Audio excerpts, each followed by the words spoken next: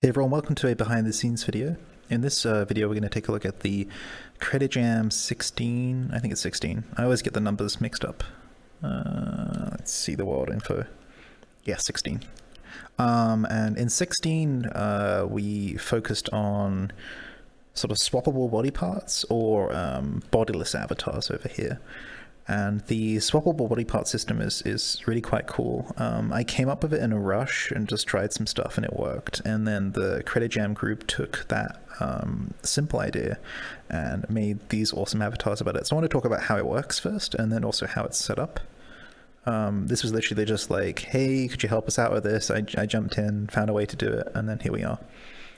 So first of all, there's body parts over here on the left and you can swap them out. So if I grab the head here, this lion head, it comes off, and then there's a like purple dot there, and if I grab another head it will then snap on, and then I can hop into the avatar and walk up to the mirror over here.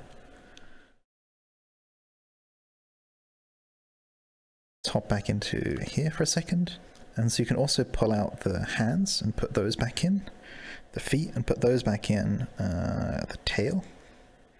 This has got dynamic bones on it, so it's super cool. The weird thing about the hands is if I'm in the avatar and then I go ahead and remove the hand, see it still functions, which is kind of super cool because you can then grab this with your laser and like wave it around. Also, if you bring it back in within the snap range, then it'll reattach. I'm going to now hop back into mine and show you how these work, and also talk about some ways where you might be able to take this further. So if we inspect the hand here, and we go up to the top, you'll see this is just a left hand called Lefty. Medra or Anonymous made the mesh here. I can't remember who. Let me know. It was one of the CreditJam group anyway. And you'll see here each bone is its own square. This is really good as it lets you kind of like adjust the materials or the rendering of each individual bone. But then within the armature here, you'll see we've just got a left hand. So the root of the armature is the root of the left hand. It stops like at the wrist. And then that's all for the hand. Like everything else here is just parented upwards. So I want to talk about the hand, how that works. In the lefty.fpx, this is the root of the model file here. You'll see I've added this biped rig component. You can find that in attach component rendering, and then it's biped rig there. This is needed because it kind of detects the hand information. When you're setting this up for your own hand, just add it to the root of the model, and then spam these three buttons. I don't really know why you have to spam all three. If it's a left hand, I don't know why you have to hit right hand. I found most luck with just spamming all three. So detect hand regs, detect left, detect right. Once that's done, you can go to the root bone here, the left hand, and you need to add a hand poser. So this is the hand poser here.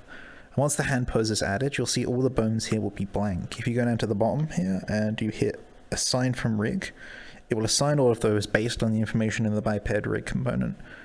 That's the way I figured it out. It took a lot of experimentation to figure that one out. Looks like it refers backwards or something like that. And then also hit this initialize hand button. This will make sure that it knows these original values here, original rotation. It needs to know these initially. So that's what initialize hands does. Once that's done, go to the top and you'll see here avatar finger pose source assigner. There's a bunch of these types of components. They're called source assigner or something assigner. What they do is they assign values based on an event. In avatar ones, it's like when they're equipped.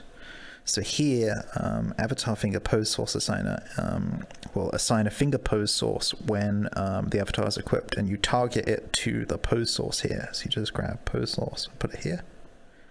What this means is when I equip it, this will get assigned to the finger pose that's on the actual user, so that all these values get driven. That component is in, as well as hand poser, they're both in the same place. Common avatar system, fingers. You'll see avatar, finger pose source assigner, and hand poser are both there. When you equip an avatar, it's the left hand, right? Yep. And then you remove it. You remove it from the hierarchy of the avatar such that the unequip event, which is usually what clears that pose source, isn't clearing it. And that's why you can have, here I have two hands working, because that pose source is still assigned. You can also assign that manually. You can drag it from, I think it's in your avatar root, or you can find a reference to it inside each hand. That's the hands. The hands are a bit weird because they are the ones that have the actual finger movements in them. The other body parts are more simple. So let's go over how the body parts are attached. So if we go up to the left hand here, you'll see here there is a grabbable and then a snapper. And the snapper just has a keyword left hand. So if I put this back in, you'll see it snaps to the left hand, and then I can go up.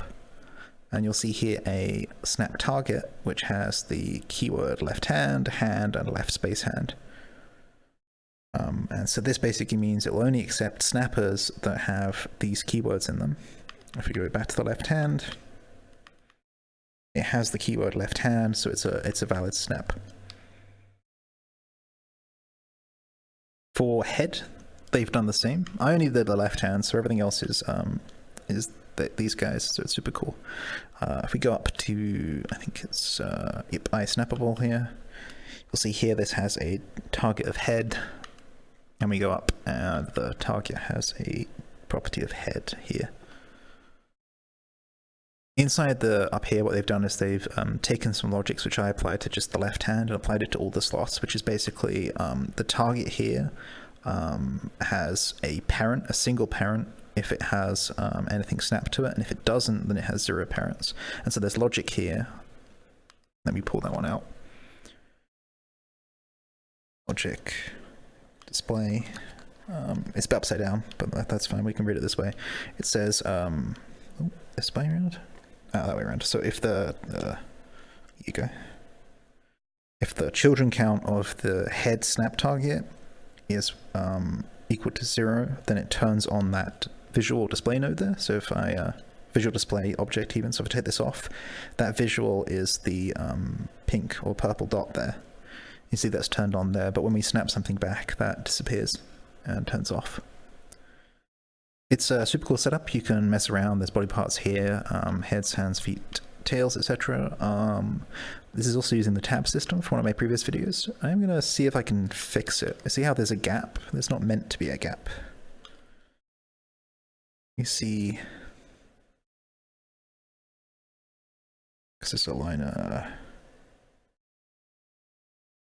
mid. Oh, that's probably why. Oh, they've got a separation, that's why. Separation here. Drop that to 0, line up. If it's visual taste, I just wondered if it was a bug or not, so that's why they've manually specified a separation. Makes sense.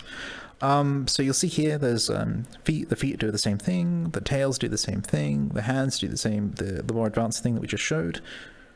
It makes for super fun avatars. One thing that hasn't been done here, which I recommend, is that when you equip the avatar, disable the grab points here. Disable grabbable on the hand objects. The reason behind this is if I grab,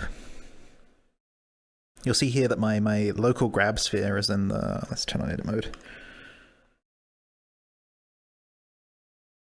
The grab sphere is interfacing with the hand here, and so it's deparenting the hand, which means that if I wanted to say grab this menu here, I'm also grabbing my hand, so I can detach my hand. So it would be best if you disable the grabbables here, or have a key combination or gesture to turn them on, and then that way you won't, let me just switch to another one here. Okay, that way you won't have the problem of the hands being grabbable whilst you're inside it. Gearbell joined the world whilst I was building this and instantly had the idea to do Lego men. I think that's a super cool idea because those all have, they have detachable hips, legs, arms, heads, hair. You could do all of that here. There we go. Remove my head, put it back on again. Try this out. The world's open. Create a Jam 16. I hope me explaining what was going on there helped. It also kind of showed out how to set up a hand manually. There's videos from that one from Farouk, so I'll put those in the comment section. Hope it's helpful. I like seeing how they took something I built really quickly just to help them out and made a full Create Jam from it. I love some of these, like, I don't particularly know whose head this is, but oh, it's just a standard stock low poly head. Cool to see. I'll see you next time. Let me know if you've got any questions.